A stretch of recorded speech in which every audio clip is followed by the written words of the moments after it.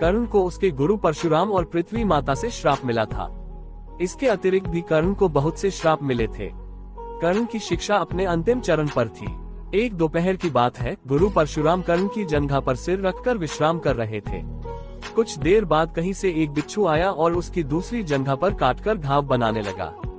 गुरु का विश्राम भंग न हो इसलिए कर्ण बिच्छू को दूर न हटाकर उसके दंत को सहता रहा। कुछ देर में गुरुजी की निद्रा टूटी और उन्होंने देखा कि कर्ण की जांघ से बहुत रक्त बह रहा है। उन्होंने कहा कि केवल किसी क्षत्रिय में ही इतनी सहनशीलता हो सकती है कि वह बिच्छू दंत को सह ले, न कि किसी ब्राह्मण में। और परशुराम जी ने उसे मिथ्या भाषण के कारण श्राप दिया कि जब भी कर्ण को उनकी दी हुई शिक्षा की सर्वाधिक आवश्यकता होगी, उस दिन वह उसके काम नहीं आएगी। कर्ण, जो कि स्वयं यह नहीं जानता था कि वह किस वंश से है, ने अपने गुरु से क्षमा मांगी और कहा कि उसके स्थान पर यदि कोई और शिष्य भी होता तो वो भी यही करता। यद्यपि कर्ण को क्रोधवश श्राप देने पर उन्हें ग्लानि हुई, पर वे अपना श्राप वापस नहीं ले सकते थे। तब उन्होंने कर्ण को अपना विजय नामक धनुष प्रदान किया और उसे ये आशीर्वाद दिया कि उसे वह वस्तु मिलेगी जिसे वह सर्वाधिक चाहता है, अमित प्रसिद्धि। कुछ लोक कथाओं में माना जाता है कि बिच्छू के रूप में स्वयं इंद्र थे, जो उसकी वास्तविक क्षत्रिय पहचान को उजागर करना चाहते थे। परशुराम जी के आश्रम से जाने के पश्चात कर्ण कुछ समय तक भटकता रहा। इस दौरान वह शब्दभेदी विद्या सीख रहा था।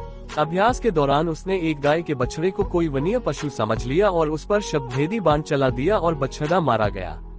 तब उस गाय के स्वामी ब्राह्मण ने कर्ण को श्राप दिया कि जिस प्रकार उसने एक असहाय पशु को मारा है, वैसे ही एक दिन वह भी मारा जाएगा, जब वह सबसे अधिक असहाय होगा और जब उसका सारा ध्यान अपने शत्रु से कहीं अलग किसी और काम पर होगा।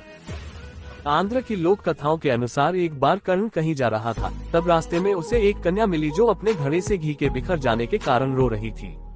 जब कर्ण ने उसके संतरास का कारण जानना चाहा तो उसने बताया कि उसे भय है कि उसकी सौतेली माँ उसकी इस असावधानी पर रुष्ट होंगी। कृपालु कर्ण ने तब उससे कहा कि वह उसे नया घी लाकर देगा। तब कन्या ने आग्रह किया कि उसे वही मिट्टी में मिला हुआ घी ही चाहिए और उसने नया घी लेने से मना कर दिया। तब कन्या पर दया करते हुए कर्ण ने घी युक्त मिट्टी को अपनी मुट्ठी में लिया और निचोड़ने लगा ताकि मिट्टी से घी निचुड़कर घड़े में गिर जाए।